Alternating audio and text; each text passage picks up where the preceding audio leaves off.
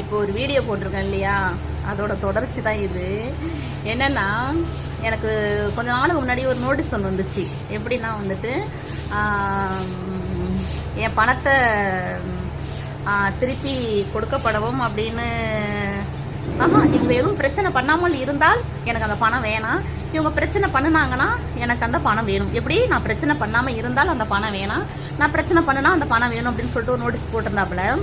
அந்த நோட்டீஸில் என்ன இருக்குன்னா, 2 முறை எங்கள் வீட்டுக்கு வந்ததா அந்த நோட்டீஸில் எழுதியிருக்கு. அந்த நோட்டீஸ் வந்ததில் அதில் இருக்குது 2 முறை எங்கள் வீட்டுக்கு வந்திருக்காங்களாம்.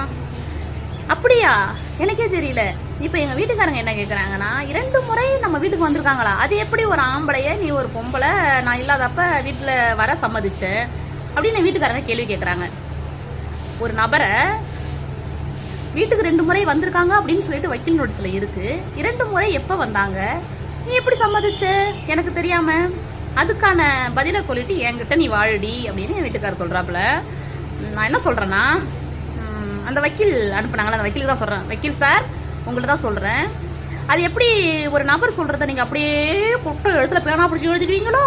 நீங்க எப்ப போனீங்க, எத்தனை மணிக்கு போனீங்க, எந்த பஸ்ல போனீங்க, எந்த ஆட்டோவில் போனீங்க, அவங்க வீடு எப்படி, வாசல் எப்படி, அதெல்லாம் சுதாரிச்சு நீங்க நோட்டீஸ் வக்கீல் நோட்டீஸ் அனுப்ப மாட்டீங்களோ வக்கீல் சார்? அவங்க வாயில வரதெல்லாம் சொல்றதெல்லாம் நீங்க எழுதிடுவீங்க. கம்ப்ளைண்ட்ல இப்ப நான் என்ன பண்ண போறேன், என் வீட்டுக்காரி என் கூட வாழ மாட்டேன்னு சொல்றாரு. ஏன் சொல்றாருன்னா, அந்த நோட்டீஸ் தான் காரணம். அந்த நோட்டீஸ்ல என்ன போட்டிருக்குன்னா, என் வீட்டுக்கு 2 முறை வந்ததா இருக்கு. 2 முறை ஒரு புருஷன் இல்லாதப்ப, ஒரு பொண்ணு இருக்கிறப்ப 2 முறை வந்ததா இருக்குல்ல. அப்ப இதுக்கான பதில சொல்லிட்டு என் புருஷன் கேட்கறாரு. அப்ப என் வாழ்க்கை கேள்விக்குறியில இருக்கு. ஏன்னா அதுக்கு நீங்க பதில் சொல்லுங்க, எப்ப வந்தீங்க, எந்த டைம் வந்தீங்க அப்படின்னு சொல்லிட்டு, சரிங்களா? அப்புறம் மற்றபடி நான் இன்னொன்று சொல்லணும்னா, நான் யாரையும் மிரட்டல, உருட்டல, பொய் சொல்லல, திருடல, யார் பாக்கெட்லையுமே காசு எடுக்கல. நான் கஷ்டப்பட்டதை நினைச்சு கொடுத்தாங்க. அதுவும் பணத்தை திருப்பி வேணாம்னு சொன்னாங்க. திருப்பி பணத்தை கேட்குறாங்க, ரைட்டு இருந்துட்டு போட்டும். பணத்தை கேட்டால் பணத்தை மட்டும் கேட்கணும். என்னை மிரட்டக்கூடாது, என்னுடைய பர்சனலை வச்சுக்கிட்டு. மற்றபடி வந்து என்னை மிரட்டி வீடியோ போடக்கூடாது. எல்லா வீடியோ ஆதாரங்களும் நான் வச்சுருக்கிறேன்.